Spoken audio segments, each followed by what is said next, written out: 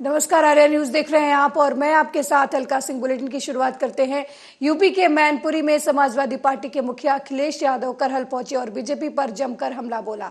इसी बीच समाजवादी पार्टी के प्रमुख अखिलेश यादव ने सरकार पर तीखा प्रहार करते हुए कहा कि इन्हें कई और जगहों के नाम बदलने चाहिए।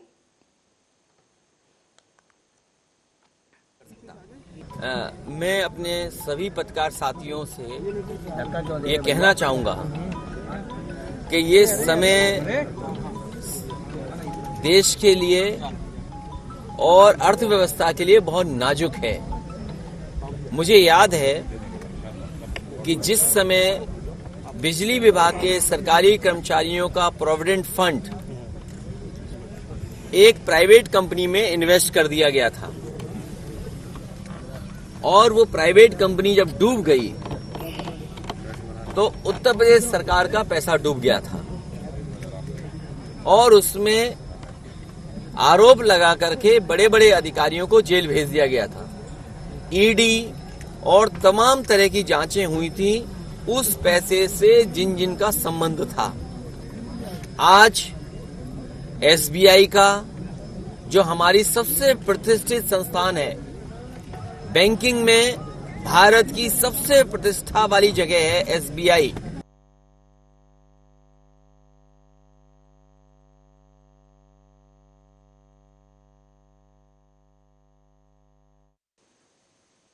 वहीं अयोध्या में मंदिर निर्माण समिति की बैठक समाप्त हो गई है। श्री राम जन्मभूमि भवन निर्माण समिति की बैठक रविवार को समाप्त हो गई। 2 दिन चली बैठक के बाद श्री राम जन्मभूमि तीर्थ क्षेत्र ट्रस्ट के महासचिव चंपत राय ने कहा कि समिति की बैठक में रामलला की प्रतिमा के स्वरूप के लिए अनेक लोगों ने चित्र बनाकर भेजे हैं। मैं स्वयं जी महाराज मणिराम छावनी में कथा करना शुरू किया है, वो बैठक के लिए पधारे। श्री नृपेंद्र मिश्रा, अनूप मित्तल, राजा अयोध्या, मैं स्वयं, अनिल जी, गोपाल, हमारे बीच में एक देश के ख्यातिनाम चित्रकार, फाइन आर्ट्स के कहीं स्कूल चलते हों, पुराने लोग उनसे अगर पूछेंगे मुंबई के वासुदेव कामत, तो सब लोग उनको नाम सुनकर ही प्रणाम करेंगे। ऐसे देश के ख्यातिनाम चित्रकार वो हमारी बैठक के लिए यहाँ आए थे। विषय था गर्भगृह में रामलला की प्रतिमा का स्वरूप क्या हो। अनेक लोगों ने चित्र बनाकर भेजे।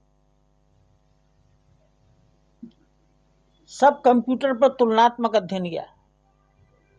आंखें किसकी अच्छी हैं, जिसमें कोमलता है, देवत्व है, बाल सुलभ है, होठ की मुस्कान किसकी अच्छी है।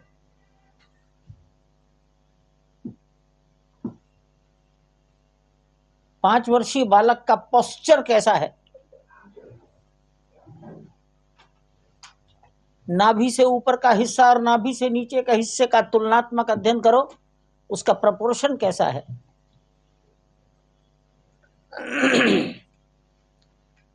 पैरों में खड़ाऊ होनी चाहिए कि नहीं होनी चाहिए, कंधे पर धनुष, हाथ में तीर होना चाहिए कि नहीं होना चाहिए।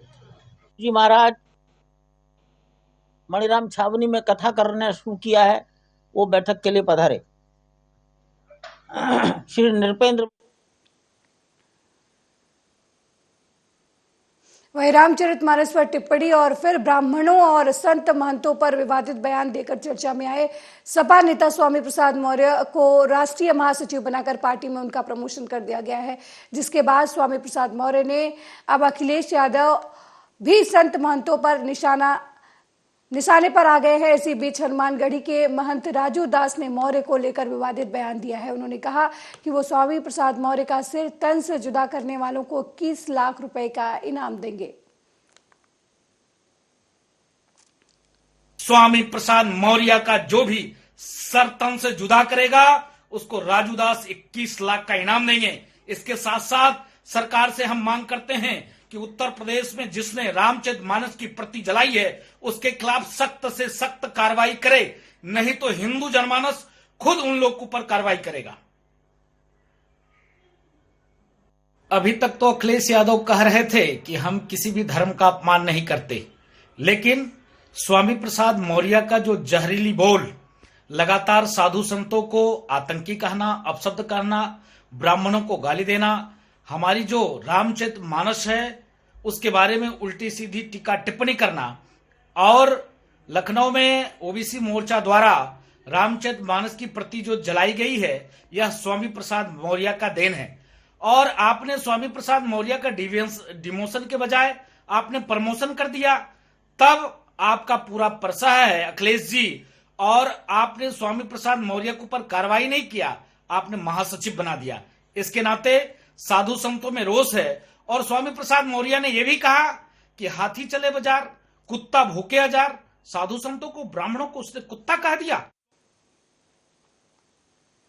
वहीं राजकीय औद्योगिक और कृषि प्रदर्शनी अलीगढ़ महोत्सव का आयोजन हुआ। कैबिनेट मंत्री वित्त और संसदीय कार्य सुरेश कुमार खन्ना ने अलीगढ़ महोत्सव का उद्घाटन किया। संसदीय कार्य सुरेश कुमार खन्ना ने 143वीं राजकीय औद्योगिक कृषि प्रदर्शनी का मंत्री बेसिक शिक्षा स्वतंत्र प्रभार और संदीप सिंह राजस्व राज्य मंत्री अनूप प्रधान की गरिमामयी उपस्थिति में मित्तल द्वारा फीता काटकर शुभारंभ किया गया। सुरेश कुमार खन्ना ने मित्तल द्वार पर परंपरागत रूप से प्रदर्शनी का शुभारंभ करने के उपरांत अपने संबोधन में कहा कि मुझे बताया गया कि 100 साल से अधिक पुराना इतिहास समेटे अलीगढ़ की गौरवशाली नुमाइश है। इसके आयोजन के लिए मैं जिले के सभी लोगों को हार्दिक बधाई और शुभकामनाएं देता हूं। उन्होंने कहा कि इस तरह के मेले, ठेले और विशेषकर नुमाइश अंतरात्मा को खुशी देती हैं। 100 वर्ष पुरानी ये परंपरा है, यहाँ पर ये महोत्सव के रूप में आज इस नुमाइश का उद्घाटन किया गया। आप सब लोगों को बहुत बधाई है। माननीय कल्याण सिंह जी की ये जन्मभूमि भी है, कर्मभूमि भी है, वो हमारे नेता रहे हैं। आज हम उनको प्रणाम करते हैं, उनको नमन करते हैं। साथ ही साथ ये मशहूर कवि नीरज की भी जन्मभूमि है। आज के दिन हम आप सब लोगों के लिए ढेर सारी शुभकामनाएं देते हैं। ये इस प्रकार के मेले, ठेले और खास तौर से नुमाइश ये अंतरात्मा को खुशी देती है। और अंतरात्मा, एक बहुत बड़ा फिलासफर ने कहा था कि आंतरिक खुशी जो हमारी सफलता का ईंधन होती है। इसलिए हम चाहते हैं सभी लोगों की। वहीं यूपी के कानपुर में स्नातक और शिक्षक एमएलसी चुनाव के लिए सोमवार यानी आज सुबह 8 बजे से शाम 4 बजे तक मतदान होगा। स्नातक निर्वाचन के लिए 2 लाख से अधिक मतदाता, जबकि शिक्षक एमएलसी के लिए 19,000 से ज्यादा मतदाता अपने मतों का इस्तेमाल कर विधान परिषद सदस्य का चुनाव करेंगे। वहीं स्नातक और शिक्षक एमएलसी के लिए चुनाव प्रचार शनिवार को शाम बंद हो गया था। अब प्रचार न हो, इसके लिए अधिकारियों को सक्रिय कर दिया गया है। स्नातक खंड निर्वाचन और शिक्षक खंड निर्वाचन के लिए कानपुर नगर, कानपुर देहात और उन्नाव में मतदान होना है। स्नातक निर्वाचन में तीनों जिलों में कुल 2,07,449 मतदाता विधान परिषद सदस्य का चुनाव करेंगे। देखिए, कानपुर देहात में 37 पोलिंग बूथ्स पे जो आज मतदान है शिक्षक और स्नातक का, उसके लिए हमारी पूरी तैयारी है। पर्याप्त मात्रा में फोर्स उपस्थित है। यहाँ पे सेक्टर जोनल मजिस्ट्रेट की ड्यूटी लगाई है, माइक्रो ऑब्जर्वर्स की ड्यूटी लगाई है। मैं और कप्तान साहब भ्रमणशील है, हमारे साथ पर्याप्त फोर्स है और लोगों को कोई भी डरने की जरूरत नहीं। निष्पक्ष और अच्छा मतदान करिए। देखिए, कानपुर देहात में 37 पोलिंग। यूपी के आगरा में स्विट्जरलैंड की महिला पर्यटक के साथ ताजमहल पूर्वी गेट स्थित एक एम्पोरियम में 5,000 की कीमत के सामान के 37,500 रुपए वसूल लिए गए। पर्यटक ने दूसरे एम्पोरियम में उसी सामान की कीमत पूछी तो ठगी की जानकारी हुई। एम्पोरियम में पहुंचकर गुस्सा जताने के बाद पुलिस से शिकायत की। पुलिस ने एम्पोरियम स्वामी गाइड और सेल्समैन को गिरफ्तार कर लिया है।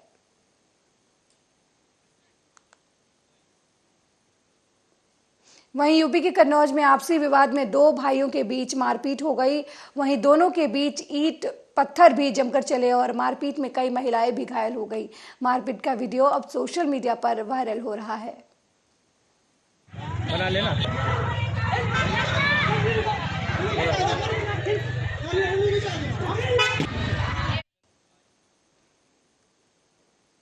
यूपी के कन्नौज में इंदरगढ़ थाना क्षेत्र में बाइकर्स गैंग के बदमाशों ने युवक को तमंचा सटाकर उसकी मां को लूट लिया।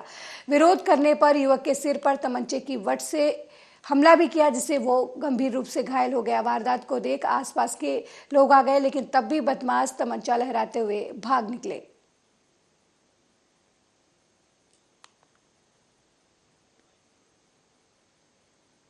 यूपी के बुलंदशहर में महिला अंडर 19 वर्ल्ड कप में भारत की शानदार जीत के बाद जहां देश में जश्न का माहौल है, तो वहीं इस मौके पर लोग स्पिनर पार्श्वी का परिवार भी खुशी से झूम उठा है। पार्श्वी के पैतृक निवास बुलंदशहर के सिकंदराबाद में ढोल की धुन पर पार्श्वी के तमाम रिश्तेदारों ने जमकर ठुमके लगाए। आपको बता दें कि यहाँ एक ही कमरे में पार्श्वी का पूरा कुनबा जमा रहा है और एक ही टीवी स्क्रीन पार्श्वी की एक गेंद को सांसें रोककर देख रहा था।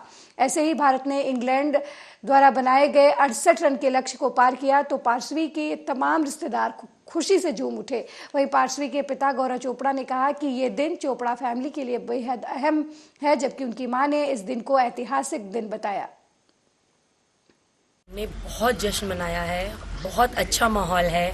खानदान की लड़की ने नाम रोशन किया है चोपड़ा परिवार का। खानदान में इकलौती लड़की है। सब आज तो पूरा भारत ही कह रहा है और हमने जो ये ऐतिहासिक जीत हासिल करी है, बहुत खुशी है कि पहली बार ही वर्ल्ड कप हुआ है अंडर 19 का गर्ल्स का और हमारी गर्ल्स टीम ने हमें प्राउड फील कराया है, पूरे भारत को प्राउड फील कराया है और मुझे बहुत खुशी है कि मेरी बेटी। वहीं यूपी के बुलंदशहर में ईंट के प्रहार से महिला की हत्या कर दी गई। पुलिस ने 4 आरोपियों को इस मामले में गिरफ्तार किया है।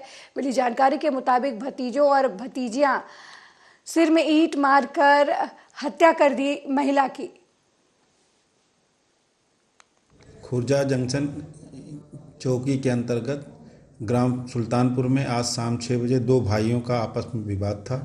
इसमें उनका एक बड़ा भाई और उनकी पत्नी जब उनको बीच बचाव करने गए, उस दौरान उनको पत्थर से चोट लग गई और गंभीर हालत में उनको हॉस्पिटल ले जाया गया। वहाँ हॉस्पिटल में डॉक्टरों ने उनको मृत घोषित कर दिया।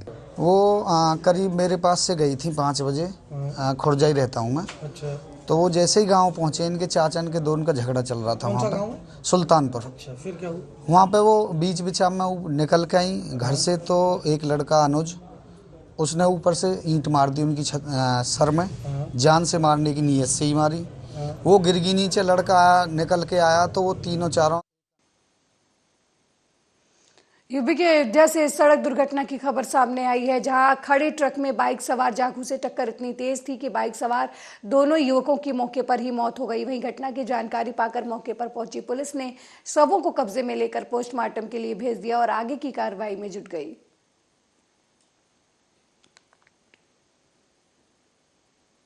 यूपी के बिजनौर में रविवार को धमधौला निवासी कृपाल सिंह अपने खेत पर स्थित नलकूप के कुएं में गुलदार गिरा देख घबरा गए। कृपाल सिंह ने तुरंत ग्रामीणों और वन विभाग को इसकी सूचना दी। सूचना पर पहुंचे वन विभाग की टीम ने गुलदार को बाहर निकालने का प्रयास शुरू कर दिया।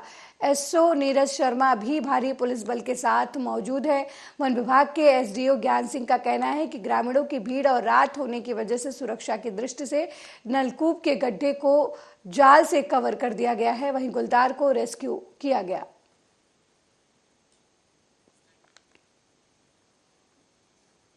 बिजनौर के नूरपुर थाना इलाके के शहीद नगर के रहने वाले धर्म सिंह की बेटी नाव्या को 24 जनवरी को स्कूल से घर जाते वक्त पिटबुल नस्ल के कुत्ते ने हमला कर घायल कर दिया। मासूम बच्ची का कान भी काट लिया। परिजनों ने मासूम को इलाज के लिए मुरादाबाद के निजी अस्पताल में भर्ती कराया और देर रात पीड़ित परिजनों ने तहरीर देकर कुत्ते के मालकिन और उसके बेटे के खिलाफ एफआईआर दर्ज कराया। वहीं पुलिस ने आईपीसी की धारा 289 और 325 के तहत मामला दर्ज किया, लेकिन अभी तक आरोपियों की गिरफ्तारी नहीं हुई है। बेटी स्कूल से आ रही थी और उसे बीच रास्ते में मतलब ऑटो रुका तो वहां पर एकदम से एक कुत्ता आया और उसको ऑटो में से खींच लिया और उसका मकान मालिक भी पीछे से आया, बट उसने कोई भी बचाने का ज्यादा प्रयास नहीं किया। ऑटो वाला भी साइड से खड़ा था, वो भी डर गया था। और बाकी बाद में मोहल्ले वाले आए, पहले तो उसको झंझोड़ा, अगर वो बचा सकते माँ और बेटे तो दोनों बचा सकते थे, उसके बाद में जब उसको ज़्यादा सीरियस हालत हो गई तो उधर से मुसलमान के लड़के और बाकी मोहल्ले वाले आए। तब दिनांक 24 तारीख को एक नव्या नामक लड़की को जो है स्कूल से आते समय जो है एक अमरजीत के पिटबुल ने काटा था। जो है उनके द्वारा जो तहरीर दी गई, तहरीर के आधार पर मुकदमा पंजीकृत किया गया है और विवेचनात्मक कार्रवाई की जा रही है। शीघ्र ही इसमें विधिक कार्रवाई पूर्ण करके आरोप पत्र माननीय न्यायालय में प्रेषित किया जाएगा। आरोपी की गिरफ्तारी। वहीं रायबरेली जिले में लखनऊ प्रयागराज मार्ग पर दर्दनाक हादसा हो गया है। हादसे में एक युवक की मौके पर ही दर्दनाक मौत हो गई। आनन फानन में लोगों ने पुलिस को इसकी सूचना दी। सूचना पर पहुंची पुलिस ने एम्बुलेंस के जरिए मृतक युवक को नजदीकी सामुदायिक स्वास्थ्य केंद्र उचाहर लेकर पहुंचे, जहां डॉक्टरों ने उसे मृत घोषित कर दिया। हादसा उचाहर कोतवाली क्षेत्र के लखनऊ प्रयागराज मार्ग पर स्थित भट्टी रेस्टोरेंट के सामने का है, जहां पर बाइक और साइकिल की जोरदार भिड़ंत में एक अधेड़ समेत 3 लोग घायल हो गए, जिसमें गंभीर रूप से घायल एक युवक को सीएचसी में डॉक्टरों ने मृत घोषित कर दिया। पुलिस द्वारा 3 लोग सीएचसी उचाहर लाया गया, जिसमें अंकित कुमार निवासी निरंजनपुर मृत अवस्था में लाया गया था। शेष 2 व्यक्तियों को, जिसमें झूरीलाल और सनी कुमार को घायल अवस्था में लाया गया, जिनको इलाज के उपरांत दवा देकर घर छोड़ दिया गया। तो पुलिस को सूचना दी गई सर? हाँ, इसकी सूचना पुलिस को भेज दी गई है। मेन्यू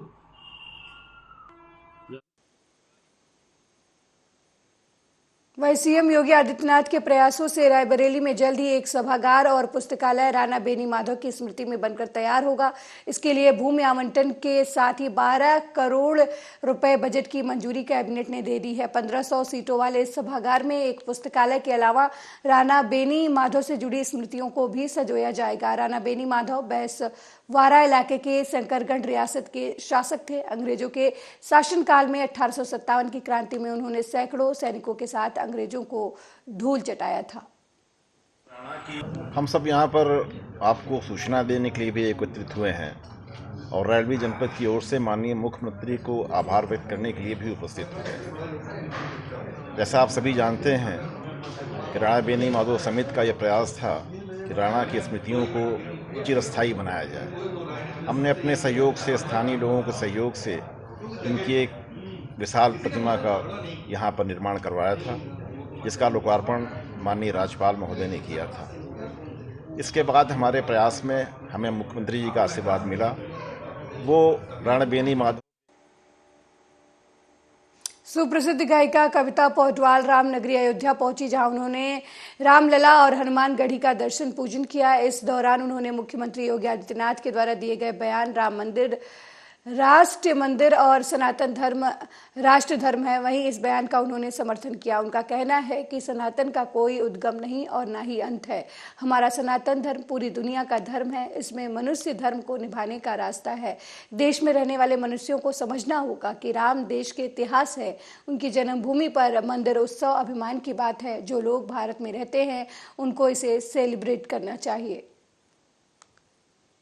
देखिए, मैंने पिछले कुछ सालों से ही सनातन धर्म के बारे में थोड़ा सा अध्ययन किया है और जब आप कोई चीज़ डायरेक्टली पढ़ते हो तो आपको उसका अर्थ ज़्यादा अच्छी तरह से समझ में आता है। जब आप किसी के द्वारा उसके बारे में सुनते हो तो फिर उनका नज़रिया उसमें आ जाता है।